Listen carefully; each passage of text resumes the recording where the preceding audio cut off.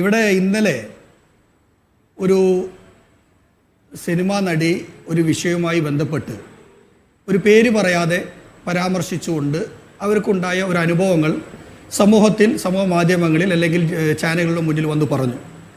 അതിനുശേഷം ഇന്നാണ് ആ വിഷയവുമായി ബന്ധപ്പെട്ടുള്ള ചർച്ചകൾ വളരെ സജീവമായി ഉണ്ടാവുകയും കോൺഗ്രസിൻ്റെ വളരെ ക്രിസ്റ്റൽ ക്ലിയറായ നിലപാടാണ് കോൺഗ്രസ് പറഞ്ഞത്. സ്ത്രീത്വത്തെ ഒരിക്കലും അപമാനിച്ചുകൊണ്ട് മുന്നോട്ട് പോകുന്ന പാർട്ടിയല്ല കോൺഗ്രസ്. കോൺഗ്രസിൻ്റെ ചരിത്രം അതാണ്. എന്നു മാത്രമല്ല, ഈ വിഷയം വന്ന് 24 മണിക്കൂറിനുള്ളിൽ തന്നെ, ഞാൻ ഒരു കാര്യം കൂടി പറയാം, ഒരു FIR ഇല്ല, ഒരു FIR ഇട്ടൊരു കേസില്ല, ഒരു അറസ്റ്റില്ല, ഇതൊന്നുമില്ലാതെ തന്നെ ഈ വിഷയം ഇങ്ങനെ പൊതുമധ്യത്തിൽ സജീവമായി നിൽക്കുന്ന സമയം തന്നെ യൂത്ത് കോൺഗ്രസിൻ്റെ സംസ്ഥാന പ്രസിഡന്റ് അദ്ദേഹം രാജിവെക്കുന്നൊരു സാഹചര്യമാണ് ഉണ്ടായത്. അതായത് മാറാൻ ആവശ്യപ്പെട്ടു. ഈ പരാതി, ഒരു നിമിഷം, നിങ്ങൾ ഈ പറയുന്ന സിനിമാ നടിയുണ്ടല്ലോ റിനി ആൻഡ് ജോർജ്, അവര് വളരെ മുമ്പേ തന്നെ പ്രതിപക്ഷ നേതാവിൻ്റെ ഈ കാര്യം പറഞ്ഞിട്ടുണ്ട്. പിതൃതുല്യനാണ് അദ്ദേഹം തനിക്ക്, പുത്രി തുല്യമായ പരിഗണനയാണ് ആ പെൺകുട്ടിയോട് തനിക്ക് എന്ന് പ്രതിപക്ഷ നേതാവും പറയുന്നു. എന്നിട്ട് അതിൽ നടപടിയെടുത്തോ? നാട്ടുകാരറിഞ്ഞപ്പോൾ മുഖം രക്ഷിക്കാൻ നടപടിയെടുത്തു. അതല്ലേ ഉണ്ടായത്? അതെ, എന്നൊന്ന് പറയാൻ അനുവദിക്കണം. ഇവിടെ ഈ വിഷയം വന്നപ്പോൾ തന്നെ മുൻകാലങ്ങളിൽ മറ്റു പാർട്ടികൾ അല്ലെങ്കിൽ CPM എടുക്കുന്ന ഒരു സമീപനമല്ല എന്നുള്ളത് കൂടി നിങ്ങൾ പറയണം. മുമ്പ് ഹേമ കമ്മീഷൻ റിപ്പോർട്ടുമായി ബന്ധപ്പെട്ട് ഒരു നടി, ഒരു പ്രമുഖനായ MLA മുകേഷ്, CPIMൻ്റെ MLA, അദ്ദേഹത്തിനെതിരെ കേസ് വന്നു, FIR ഇട്ടു. എന്തിനേറെ പറയുന്നു, ഡിജിറ്റൽ എവിഡൻസോടുകൂടി കുറ്റപത്രം സമർപ്പിച്ചു. അതിൽ എന്ത് നടപടിയാണ് CPM എടുത്തത് നിങ്ങൾ ഓർക്കണം.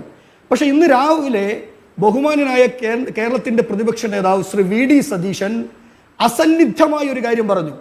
ഇവിടെ ഒരു കാരണവശാലും ഇത്തരത്തിലുള്ള പ്രശ്നങ്ങൾ ഉണ്ടാകുമ്പോൾ അവരെ ഒന്നും സപ്പോർട്ട് ചെയ്ത് മുന്നോട്ട് പോകുന്നൊരു സാഹചര്യം ഞങ്ങൾ ഉണ്ടാകില്ല.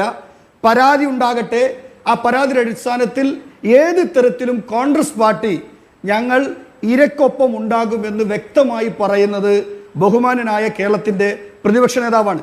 രണ്ടാമത്, ഇവിടെ ഇപ്പോഴും ഒരു പരാതിയില്ല.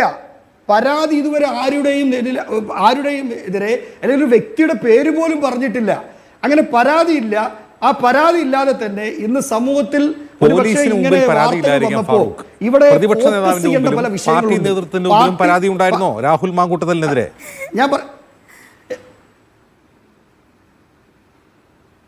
അല്ല, അതൊന്നും പ്രതിപക്ഷ നേതാവ് വ്യക്തമായിട്ട് പറഞ്ഞല്ലോ. ബഹുമാനായ കേരളത്തിന്റെ പ്രതിപക്ഷ നേതാവ് പറഞ്ഞു, നിങ്ങൾ കേട്ടിട്ടുണ്ടാവുമല്ലോ. പ്രതിപക്ഷ നേതാവ് തന്നെ വ്യക്തമായിട്ട് പറഞ്ഞു, ഒരാളും പരാതിയായിട്ട് KPC പ്രസിഡന്റ് കണ്ടിട്ടില്ല, പ്രതിപക്ഷ നേതാവിനെ കണ്ടിട്ടില്ല. അപ്പോ പ്രതിപക്ഷ നേതാവ് തന്നെ എന്റെ മകളെ പോലെയാണ് എന്ന് പറയുന്ന റിനി ആൻഡ് ജോർജ് നുണ പറയുകയായിരുന്നുള്ള ഒരു ടോക്ക്. പ്രതിപക്ഷ നേതാവ് തന്റെ മകളെ പോലെയാണ് എന്ന് പറയുന്ന റിനി ആൻഡ് ജോർജ് നുണ പറഞ്ഞു. ഞാൻ ചോദിച്ചോട്ടെ, ആ നടിയും പറഞ്ഞല്ലോ എന്റെ അച്ഛന്റെ പോലെ കാണുന്ന.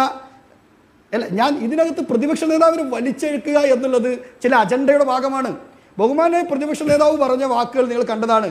ഞാൻ എൻ്റെ ഒരു മകളെ പോലെയാണെന്നും അതുപോലെ തന്നെ ആ നടി പറഞ്ഞത് എൻ്റെ അച്ഛനെ പോലെയാണ് എന്നുള്ള രീതിയിൽ നിങ്ങൾ കേട്ടതാണ്. അപ്പോൾ അവിടെ ഒരു പരാതി രൂപേണ പറഞ്ഞിട്ടില്ല. അതും പ്രതിപക്ഷ നേതാവ് പറഞ്ഞു. ഒരു വാട്സപ്പ് സന്ദേശമാണ്. അതിന് ഞാൻ ആ കുട്ടിയോട് വ്യക്തമായി കാര്യങ്ങൾ സംസാരിക്കുകയും ചെയ്തിട്ടുണ്ട്. അതിൻ്റെ പേരിൽ ഇപ്പോൾ തൂക്കിക്കൊല്ലാൻ കഴിയുമോ എന്നുള്ള ചോദ്യം നിങ്ങൾ കേട്ടതാണ്. അങ്ങനെ പരാതി മുമ്പിൽ പാലക്കാട് ഉപതെരഞ്ഞെടുപ്പിൽ മത്സരിച്ച് MLA ആക്കി അയാൾ ചെയ്ത കുറ്റകൃത്യത്തെ റിവാർഡ് ചെയ്യുകയാണ് പാർട്ടി ചെയ്തത്, അങ്ങനെയല്ലേ?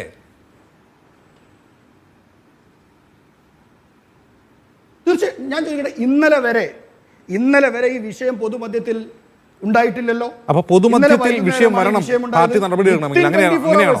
നോക്കൂ ഫാറൂഖ്, ഒന്നും രണ്ടും പരാതിയല്ല. ഈ പരാതി മുമ്പിൽ ഉണ്ടായിരിക്കെ അയാളെ മത്സരിപ്പിച്ച് MLA ആക്കുന്നു. അപ്പൊ പൊതുമധ്യത്തിൽ വന്നാൽ മാത്രമേ നടപടിയെടുക്കൂ, അല്ലാതെ പാർട്ടിയുടെ മുമ്പിൽ ഒരു പരാതി വന്നാൽ ആ പാർട്ടിയുടെ നേതാക്കൾക്ക് ഒരു നടപടി ഉണ്ടാവില്ല, അങ്ങനെയാണോ? ഇന്ന് KPC പ്രസിഡന്റ് മാധ്യമങ്ങളിൽ വരുന്ന അല്ലല്ല, ഒരിക്കലുമല്ല. മാധ്യമങ്ങളിൽ മുന്നിൽ ഇന്ന് ഞാൻ കണ്ടു 6 പരാതി AICCക്ക് അയച്ചിട്ടുണ്ട്, ദീപാദാസ് മുൻഷിക്ക് അയച്ചിട്ടുണ്ട് എന്ന് പറയുന്നു. അങ്ങനെ മാധ്യമങ്ങളിലുള്ള ഒരു പുകമറ മാത്രമാണ്. പരാതി KPC പ്രസിഡന്റ് നിങ്ങൾ മുന്നിൽ തന്നെയല്ലേ വാർത്താ സമ്മേളനം നടത്തിയത്? ഷജിം സാഹില്ല, നിങ്ങൾ റിപ്പോർട്ടറാണല്ലോ. ഒരു പരാതി വന്നിട്ടില്ല. എൻ്റെ നേരെ എനിക്ക് പരാതി വന്നിട്ടില്ല. പ്രതിപക്ഷ നേതാവിന് പരാതിയായിട്ട് വന്നിട്ടില്ല. ഒരു പരാതിയും വന്നിട്ടില്ല. ഈ ഒരു വിഷയം അദ്ദേഹം അവിടെ സംസാരിക്കുകയും ചെയ്തു. അപ്പോൾ ഇത് പൊതുമധ്യത്തിൽ പബ്ലിക് ഡൊമൈനിൽ ഇതൊരു ചർച്ച വരുമ്പോൾ തന്നെ എന്തായിരുന്നു കോൺഗ്രസിന്റെ നിലപാട് എന്നുള്ളതാണ്. ആ കാര്യം കോൺഗ്രസ് വ്യക്തമായിട്ട് ഇന്ന് ബഹുമാനനായ യൂത്ത് കോൺഗ്രസിന്റെ സംസ്ഥാന പ്രസിഡന്റ് സ്ഥാനം അദ്ദേഹം രാജിവെച്ചിട്ടുണ്ട്. അത് മുൻകാലങ്ങളിൽ ഉണ്ടായിട്ടുണ്ടോ എന്നുള്ള ചോദ്യമാണ്. മുൻകാലങ്ങളിൽ ഉണ്ടായിട്ടില്ല.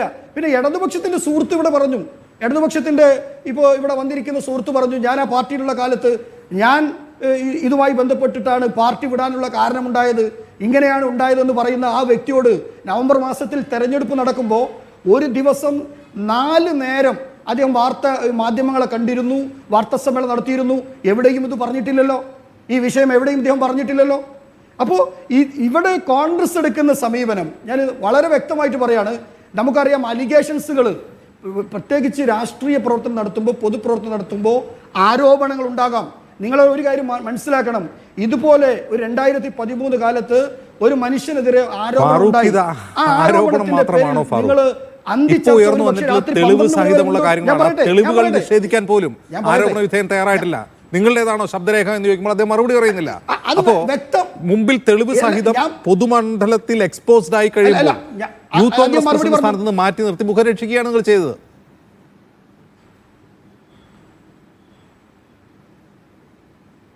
ഞാൻ യൂത്ത് കോൺഗ്രസിന്റെ സംസ്ഥാന പ്രസിഡന്റ് എവിടേക്കും ഒളിച്ചോടിയിട്ടില്ല. അദ്ദേഹം ഇന്ന് മാധ്യമങ്ങളുടെ മുന്നിൽ വന്നു. അദ്ദേഹം പറഞ്ഞു, വ്യക്തമായിട്ട് പറഞ്ഞു, ഏത് നിയമ പോരാട്ടത്തിനും ഞാൻ തയ്യാറാണ്. എനിക്കെതിരൊരു പരാതി പോലുമില്ല. ഒരു പരാതിയും ഒരു FIR പോലും ഇടാതെ പോലും അദ്ദേഹം ഇങ്ങനെ ഉണ്ടായ ഒരു വിഷയം പ്രത്യേകിച്ച് പൊതുസമൂഹത്തിൽ ഇത് ചർച്ച വരുമ്പോൾ തന്നെ ഇരിക്കുന്ന സംസ്ഥാന യൂത്ത് കോൺഗ്രസ് പ്രസിഡന്റ് സ്ഥാനത്ത് മാറി നിൽക്കുന്നു. കാരണം ഇന്ന് നമ്മൾ ഫോക്കസ് ചെയ്യേണ്ട പല വിഷയങ്ങളും ഇത് കാരണം ആ വിഷയങ്ങളിലേക്ക് കടന്നു പോകുന്നില്ല. പ്രത്യേകിച്ച് ഇവിടെ ഒരു കത്ത് വിവാദം നിലനിൽക്കുന്നുണ്ട്. മറ്റു വിഷയങ്ങളുണ്ട് എന്ന് കരുതി നിരവധി സ്ത്രീകളെ ബാധിച്ചിട്ടുള്ള പ്രശ്നത്തിൽ പ്രശ്നം ചർച്ചയാവരുത്, അത് വാർത്തയാക്കരുത് എന്നുള്ള മനോഭാവം ശരിയല്ല. ഞാൻ വരാം ഫാറൂഖിലേക്ക്. ശ്രീമതി മാളവിക ബിന്നി ഇവിടെ നോക്കൂ, 2 തരം ന്യായീകരണവാദങ്ങളാണ് ശ്രീമതി മാളവിക ബിന്നി ഇവിടെ ഉയർത്തുന്നത്.